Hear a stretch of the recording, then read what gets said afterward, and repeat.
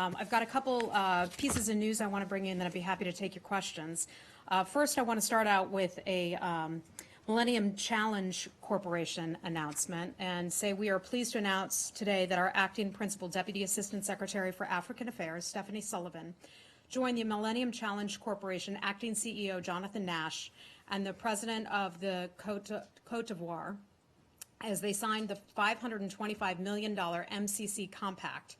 It's a 5-year grant with Cote d'Ivoire. It is a major economic, political, and cultural hub in West Africa and one of Africa's fastest growing economies and a strong U.S. security partner in the region. Cote d'Ivoire exemplifies the MCC effect, MCC's ability to spur reforms before a dollar of U.S. taxpayer money is spent. After passing only 5 of 20 policy indicators in 2013, the government adopted MCC's scorecard as its roadmap for reform. In fiscal year 2017, the nation passed 14 of the indicators. MCC's Cote d'Ivoire Compact is designed to spur private investment and economic growth, to reduce poverty and support stability in West Africa. MCC's investments will support building workforce capacity by expanding access to secondary education and training and improving the transportation infrastructure in order to facilitate trade and open new markets for goods. The MCC is an innovative U.S. government agency created to fight global poverty and select poor countries with a demonstrated commitment to good governance.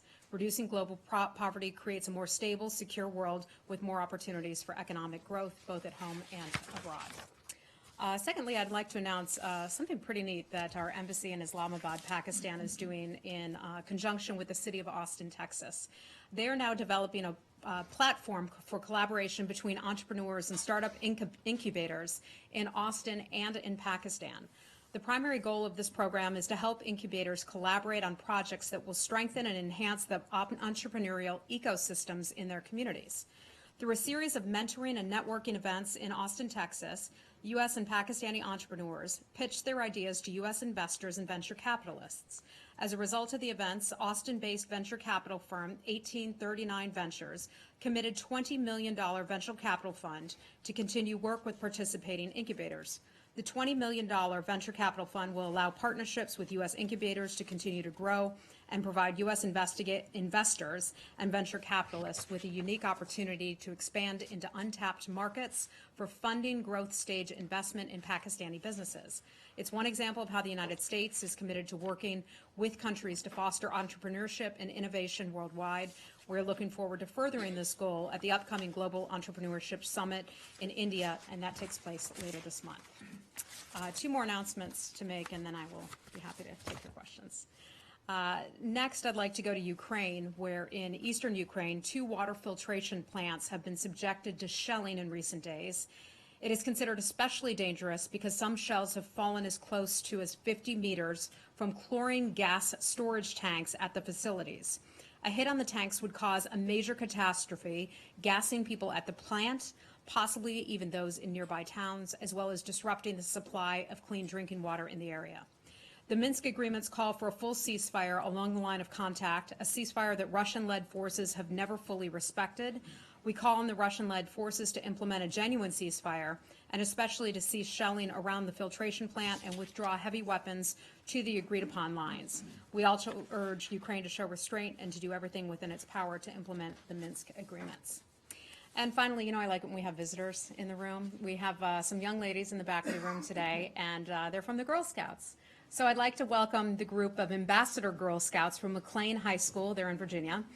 They join us at the briefing today. They are studying public policy, and I understand you'll get a badge at the end of the day. You'll get a public policy badge for cooperating, for participating. Great. I know. For staying awake. For staying awake. Oh, Matt, is it that boring? No, Goodness gracious. Well, ladies, we're so happy to have you here. You're welcome. You're welcome anytime. Okay, so I'll go ahead and take your questions, and we'll see if we can keep Matt Lee awake today. By the way, you are a big celebrity in Bangladesh. I got lots of questions about you. I am. You are? Well, yeah. The rest of you? I'm Sorry, not so much. I'm sure not as big a celebrity as you are. Where would you like to start today? I would like to start in Saudi Arabia. Okay. What is your understanding of what is going on there? Has the Secretary made any calls to find out what is going on there precisely? Does the State Department agree with what appears to be the President's full-throated endorsement of what's going on? Let me start with the situation over there. We continue to encourage Saudi authorities to pursue the prosecution of people they believe to have been corrupt officials. We expect them to do it in a fair and transparent manner. We call on the government of Saudi Arabia to do that. I'm not going to have a lot for you on this matter. In terms of the president's comments, I would just have to refer you to the White House and to the president for his comments on that, and that's about all I'm going to have for you. Has the secretary been in touch with the foreign minister? I will check on that for you. I just returned last evening from my trip, so I will check on whether or not the secretary has been in contact with his Saudi counterparts. Many of those, they've had long relationship with the State Department. Yeah. In fact, with Secretary Tillerson before he was Secretary Tillerson. So how does that impact him in any way? I guess I would just say that, we have a good relationship with many Saudi officials. We have a close cooperation with the Saudi government. As you know, Secretary Tillerson and the president were in Riyadh earlier this year. We had a lot of areas of agreement. Among the things that, the secretary and the president were pleased to announce was the counterterrorism center, the more moderate sort of type of Islam center that was set up in Saudi Arabia. So we have lots of things that we can work on together.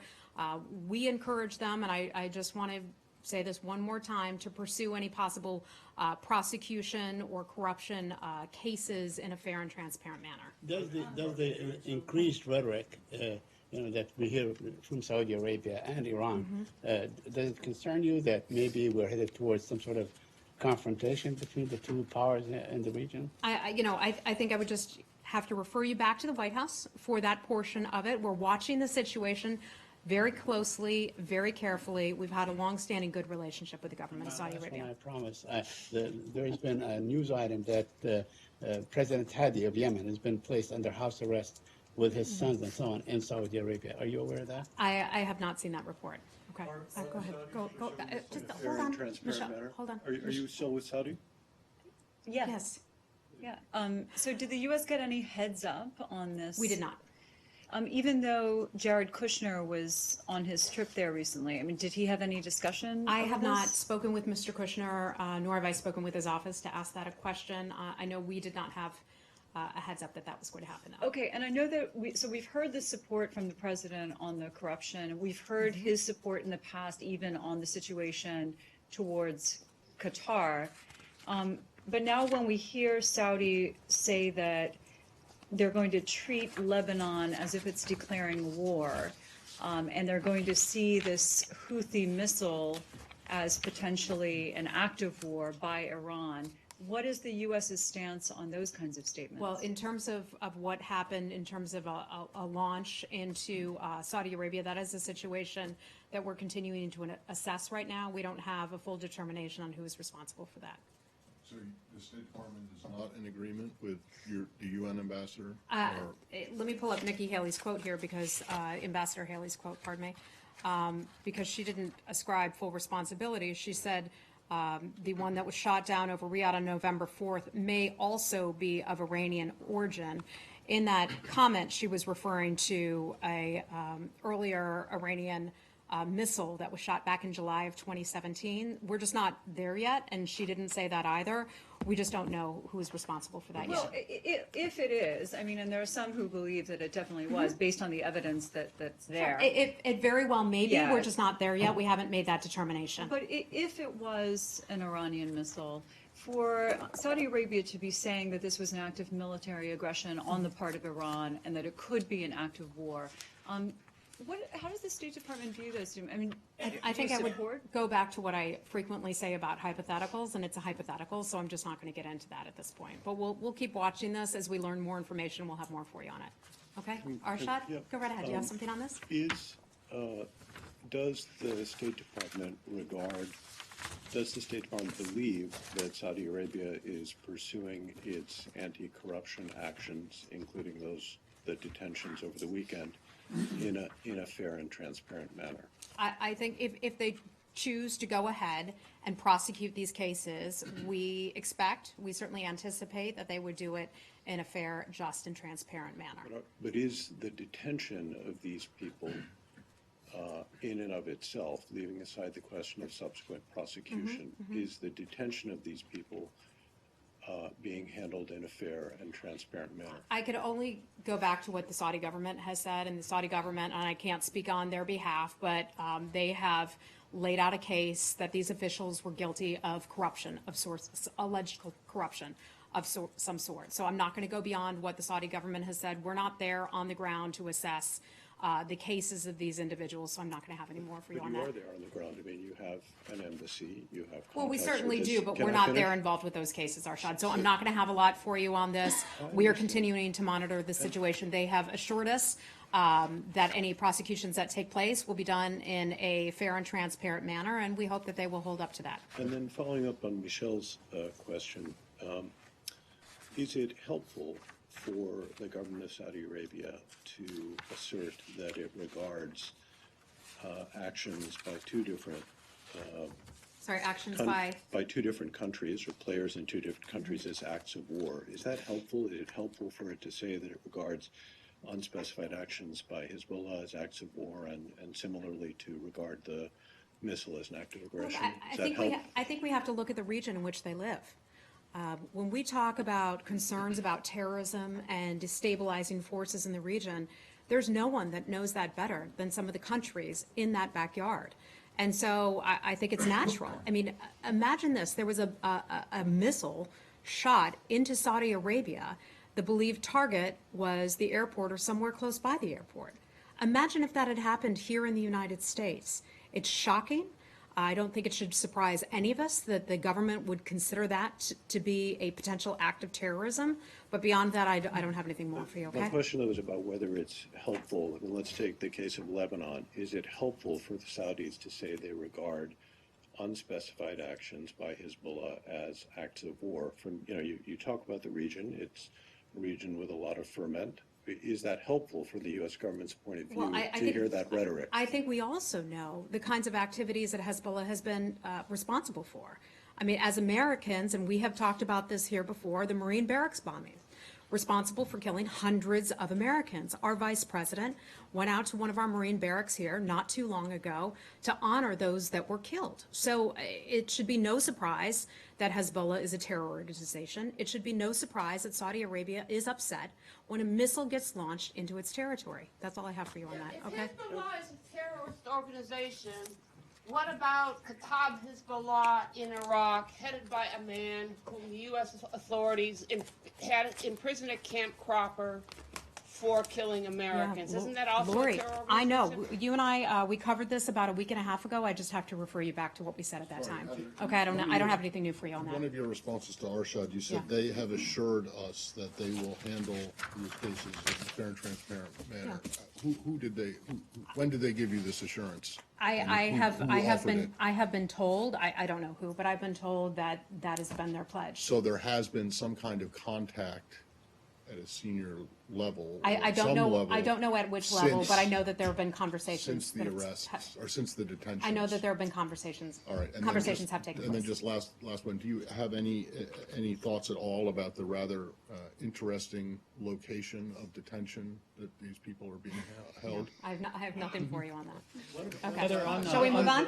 just Okay. on Saudi Arabia really quick, when it comes to the internal problems going on or or whatever is going on in Saudi Arabia, on top of Yemen, Lebanon, with Iran, does this Secretary of the State Department believe that this provides a greater incentive or bolster the case for the issue with Qatar to be settled for Saudi Arabia to come to the I certainly negotiating think table? certainly think it brings home to many players in the region that there are some very serious issues that they're dealing with, that we're dealing with. We have followed the GCC dispute since, when did it first begin? May or so? How many months has this gone on? We still call upon all the parties to sit down and work out some sort of an arrangement, because we see that if they're not fully cooperating and working together, that the region can become further destabilized. So perhaps what is going on now will be sort of a wake-up call for the nations to work together and to come to some sort of get some sort of resolution. And the Secretary made it seem like it was up to Saudi Arabia to come to the table and discuss. That Qatar was a willing party and the others were not. Look, Qatar has said that it's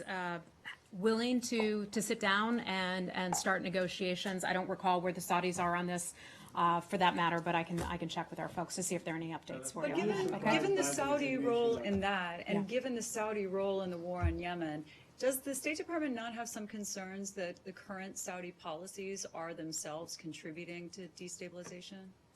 I think we know exactly where the responsibility lies in the region for much of the destabilization, and we've seen the activities of Iran.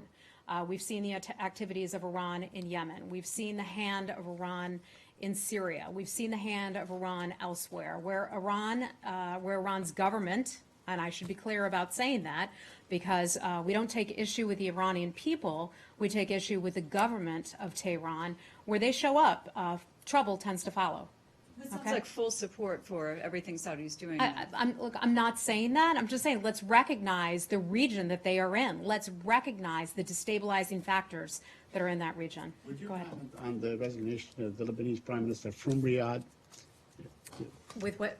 Would you comment on the resignation of Saad Hariri, the Lebanese Prime Minister, and doing it from the venue in which he did, which is Riyadh, Saudi Arabia? Oh, in Riyadh, you said. In Riyadh, Okay, yes. okay. Apologies. You know, look, we have had a good relationship with the government of Lebanon. As you may recall, the Prime Minister was here meeting with the President. I believe it was in the month of June that he visited the White House and did, I believe, press conference with the President. You know, our relationship with the government will not change. We'll continue to just follow and monitor the situation there. Well, many of your allies would like to see a government or a future government of Lebanon that does not include Hezbollah. But in fact, the facts on the ground would dictate otherwise because they represent a large portion of the Lebanese population. And in fact, they keep that formula on balance, so to speak. So what is your position on Well, that? they certainly have some representation on the ground there in Lebanon. Lebanon overall is a strong partner of the United States. They have strong national state institutions in the war on terror. The United States strongly supports the legitimate institutions in the Lebanese state.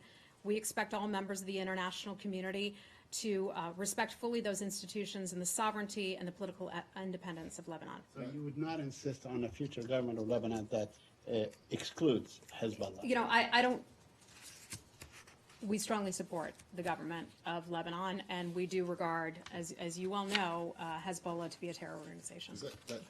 Does that statement of support mean that there is no consideration, given the current uncertainty of any kind of reduction or pause in assistance to the Lebanese army? I'm not aware of any changes, but you could ask DOD if there's something more on that. Were you guys given a heads up Hi. on the resignation? I do not believe that we were. Let me double check that. Okay. All right. Shall we move on? Okay. Yes. Hariri, and actually on that question, it overlaps a bit. As you say, he was here in June. He met the secretary, he met the president. A warm word was said about it in public. He has now stepped down, apparently because Saudi Arabia felt that his government was a front for Hezbollah and Iranian influence.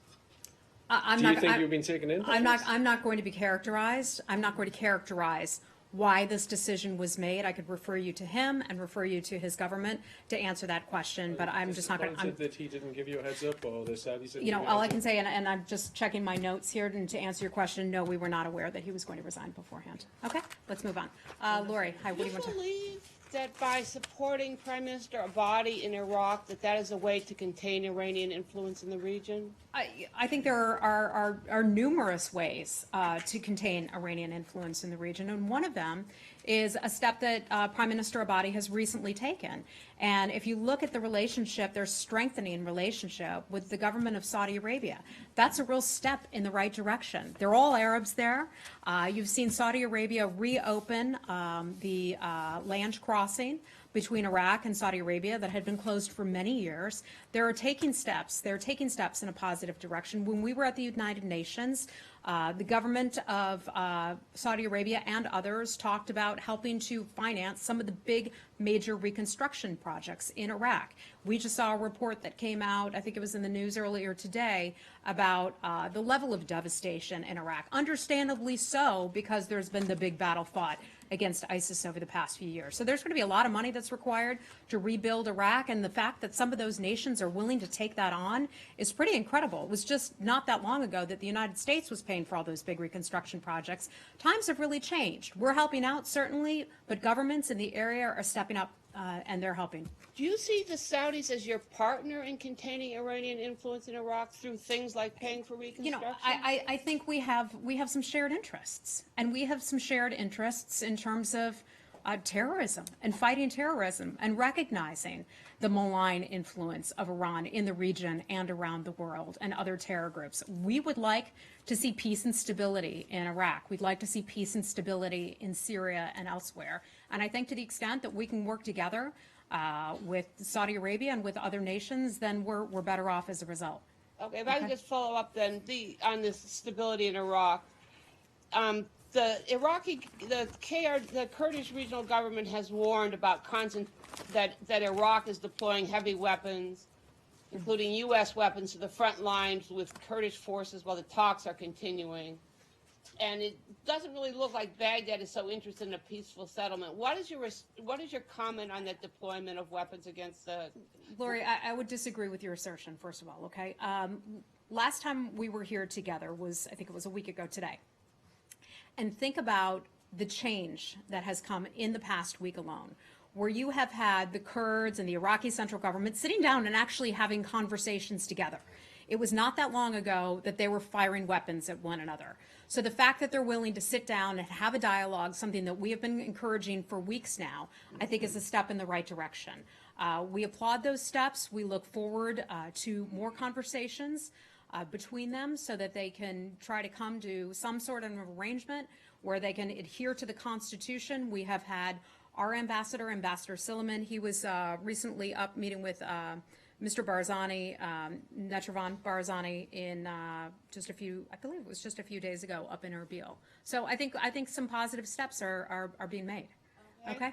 All right, Lori, this is not the Lori show today, okay? Some days it's a Matt Lee show, some days it's the Lori show, but let's move on, okay? Okay. Yes. So, there was another terrorist attack in Afghanistan on a news Yes. channel. Do you think the situation Afghanistan is getting worse? The South Asia policy is no longer working? First, I want to say the South Asia policy is new. We are optimistic that we can make some progress. I mean, think about the number of years that U.S. and coalition forces have now been in Afghanistan. Think of all the lives that were lost, the blood that has been shed, the money that has been spent in Afghanistan. We are committed to trying to find a peaceful solution to Afghanistan, but recognize that the government of Afghanistan will have to play a big part in that. Secretary Tillerson, as have our military officials, talked about how over the past 16 years, there have been 16 one-year plans. And now we see this, instead of one-year plans, changing every single year as being a solid, fortified plan to push forward in the future. So we're optimistic about that. Now, you ask about today's attack in Kabul. For those of you who are not aware of it, it was an attack on a television station that was called Shamshad. It took place in Kabul. We believe a couple of its employees were killed there. This is not the first time that journalists have been attacked in Kabul. Folks, as reporters yourselves, as a former reporter myself, we deplore any acts of violence on the media. I know some like to get snarky in here and talk about, not in this room, but in the press, the Washington Post in particular, about my support for the work that you do, my support for the First Amendment, the support that we put out for journalists across the world who are doing difficult jobs under very difficult conditions. We are so lucky here in the United States that reporters, by and large, do not face death threats, that you can write whatever you want to write, even though the government may not like it. But that is not the case in many parts of the world. And we've seen that here in Afghanistan once again. Remember, we saw a woman in Turkey whose throat was slashed. She had been a reporter in Syria. We don't know who's responsible for that, but it's pretty clear that that was terrorism. It is disgusting, it is wrong, and we will continue from this room, I will continue to advocate for the rights of journalists, whether it's in Afghanistan, whether it's in Syria, or whether it's in Turkey. So I'm glad that you asked that question about that today. our commitment to Afghanistan is unwavering, and our thoughts and our prayers go out to those who lost their lives in Afghanistan, just trying to do the work and putting the word out there. What was the start that you're, maybe we can tell. Someone in the tell us. Washington Post wrote a snarky article about how I defend reporters' free press, how I report the free press. So I have, that was basically it. And I think, you know what? That is what we do here at the State Department. We support and advocate for freedom of speech. And if somebody wants to make fun of me for that, have at it. But that's what we do right here. That's what we care about. The work that you do, I value it, my colleagues value it, and that's something that we value across the world. I have another South Asia related question. Anything else on Afghanistan today? Another South Asia terrorism related question. Okay. Last week, China blocked at the UN Security Council US, Britain, and France sponsored resolution to designate a Pakistan-based terrorist, Azhar Masood, as a terrorist. What do you have to say on that? And what's the next step US is trying to follow on it? Okay. Remind me, this is he's a Terrorist. Pakistani, correct? Yes. Okay. 1267. Thank you. We've got a lot of countries involved there, so sometimes I'm not always sure where exactly to look for my notes. There we go. B for bad guys. There we go. Okay, so you were talking about the Jaish-e-Mohammed leader, Masood Azhar. Is that correct? Okay. We are aware of this matter. We certainly think that he is a bad guy. We would like to have him on that list. There are some committee discussions that are underway over whether to add him or the entity to the sanctions list. That list is confidential under the United Nations, so unfortunately I'm not going to be able to comment on the deliberations at the United Nations under that. I'd have to refer you to the Chinese government to explain why they voted the way they did, but we certainly think that this guy is a bad guy. We consider the organization to be a foreign terrorist organization under U.S. law. Thank you. Yeah, Really quick. sure. So the administration's decision to end protections for Nicaraguans in the country and extend those to those from Honduras. How much of a role did the State Department play in this, and why end protections for one, extend for another? Okay. So a lot of this is under Department of Homeland Security. The State Department does have play an interagency role in this matter. So the State Department and other agencies all work together, but this is largely a Department of Homeland Security program.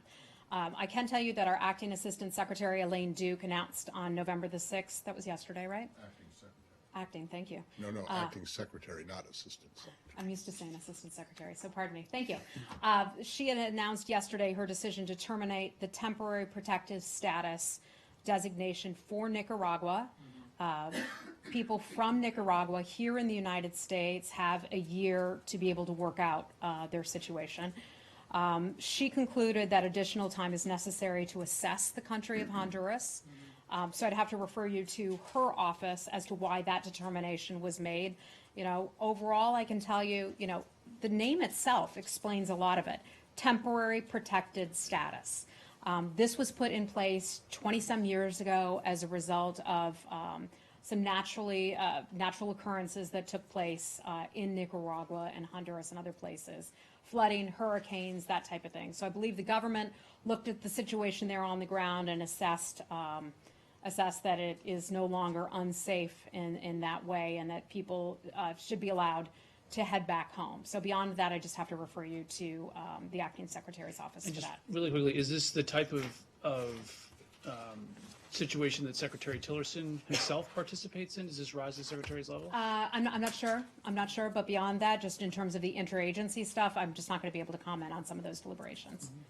Okay. Can I ask a Yeah, follow-up go on ahead. that?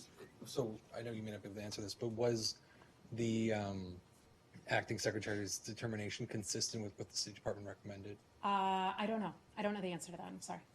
Okay. Saeed, It's an Israeli- let me call on some other people, okay? Okay, because it's not the Saeed show either. Come on, I like you. All right, we'll do it. Let's go. What do Really, you want? very quickly. Last week, the Israelis denied entry to a Palestinian American Yes. who works with the Amnesty International under the pretext that he is he does advocacy against it. Are you concerned that Israel may be using two different scales in terms of treating Americans? Should they treat all Americans the same when they enter into the country? We've certainly seen that report about the Amnesty International person who was stopped at a crossing last week. We are always concerned about the safety and security of Americans. My understanding is that he is a U.S. citizen. Beyond that, I just have to refer you to the government of Israel for any information. But you would expect Israel to treat all Americans the same way, right? Would I expect? I would expect Israel to treat all Americans American travelers the in same accordance with the law. Certainly. Okay. All right. On climate and Paris Oh, climate time. Agreement. Okay. Government of France said today they have invited 100 head of states and governments to their conference summit in December in Paris, but not President Trump. Okay. I'm not aware And of the that. same day we learned that even Syria is to join the Paris Agreement. So do you think that United States and the President should be present at such an event? And don't you fear that America is more and more alone on this topic? Well, first of all, I find it ironic that the government of Syria, okay, would say that it wants to be involved and that it cares so much in climate and things like CO2 gases. If the government of Syria cared so much about what was put in the air, then it wouldn't be gassing its own people.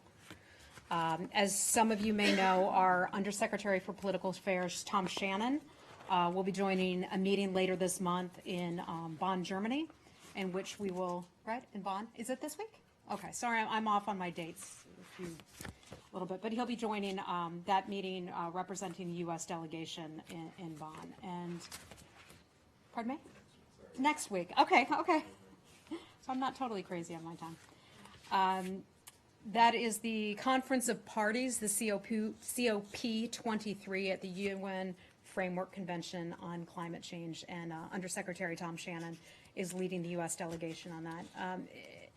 In terms of our overall position on the Paris Agreement, as you may well know, nothing has changed in our position. We will still follow the President's decision on that matter. The United States looks at that, and we intend to withdraw from the Paris Agreement as soon as we're eligible to do so, unless the President, and he's been very clear about saying this, unless he's able to identify terms of engagement that he feels are more favorable to American businesses, workers, and taxpayers. Do you know, is that something that Undersecretary Shannon is going to be exploring while he is leading the U.S. delegation? I don't know. I haven't asked him. I saw him. He was in Bangladesh. We spent a little time together there, but we did not talk about this issue. I can certainly see if I have something on that. It's because he's leading the U.S. delegation, so this is a State Department delegation, essentially. I mean, are there other agencies represented? I'm not sure. I'll find out. Because I'm just curious, because not only did the Syrians say that they would join, and whether or not you think it's ironic or I mean, seriously, come on. ridiculous, Syria whatever. joining, Syria really Well, cares? it is another indication of America first being America alone, is it not? No, Matt. No. You had a vote I mean, in the if UN you want to put in 2 some kind of weeks ago, moral it was 100 equivalency between Syria and the United It's States, not a that's okay. just frankly laughable, No. and I'm not even going to go there. It's not that it's Syria that happened to be the last country other than the U.S. to join it. It could have been any country. Mm-hmm.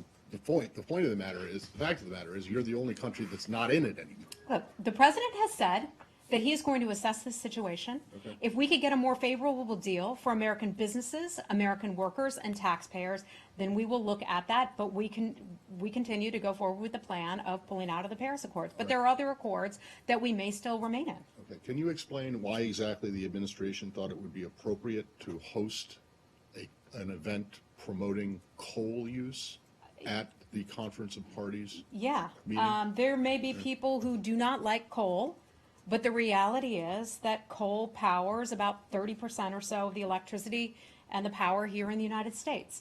Coal is a reality, whether people like it or not. It is a reality. It heats our homes. Some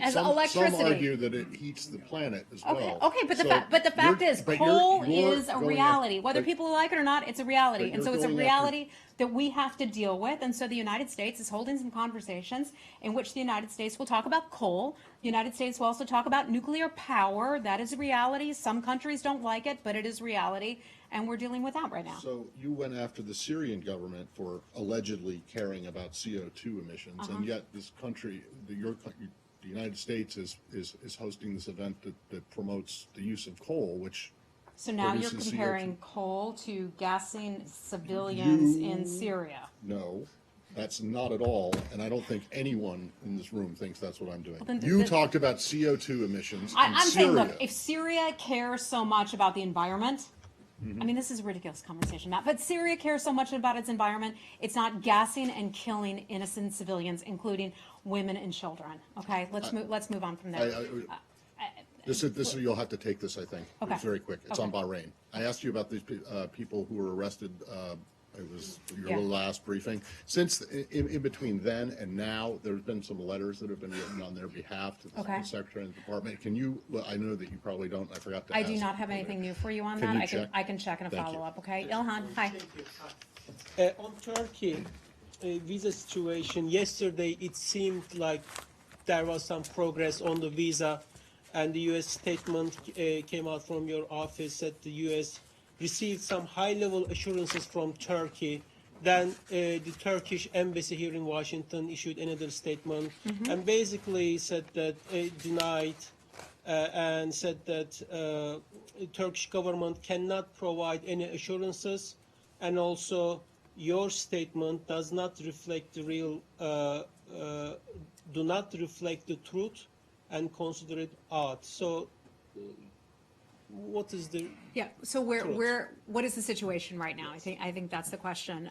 So we were able to announce, I believe it was just yesterday, that a limited number of appointments are now being taken for all non-immigrant visa classes. So people who want to obtain visas are now able to do so in both Istanbul and Ankara. That is based on what we consider to be improved security conditions at our U.S. mission in Turkey. We are prioritizing, we're only able to do this on a limited basis right now, but we are prioritizing medical, humanitarian, and also student visas in those cases. We've had a series of what I would describe as fairly positive conversations with the government of Turkey. I mean, this is certainly a step in the right direction. It's a positive step. We have received limited assurances that if something should happen with our staff, if Turkey wants to detain our staff, that we will be given a heads up. That's among the things that we were assured. We were told that they wouldn't arrest our people simply for doing their jobs. We still have 2 of our locally employed staff members who have been detained. In terms of Turkey's questioning of our previous statements, I can just show you, I can tell you that the safety and security of our folks is a top issue. The people who were detained, as a natural course of their business, had to engage with law enforcement, with the Turkish government. That is something that is an appropriate part of their job. It is a part of their job description, and for Turkey to put people in jail and claim that they are involved in activities when they're simply doing their jobs, we think is incorrect. But nevertheless, they've taken some steps in the right direction, and we've taken some steps in the right direction. so limited services means students, just 3? We are prioritizing certain types of visas because it's still somewhat limited: medical, humanitarian, and also student visas for now. Okay. There's not a quantity, like a number. No, there's not. There's not a number. It's just we have limited people who are able to work on that, and so we're pushing forward. Okay, we're gonna have to wrap it up. So I'll take one last question. Hold on. Look, I've already called them. So hey, yeah.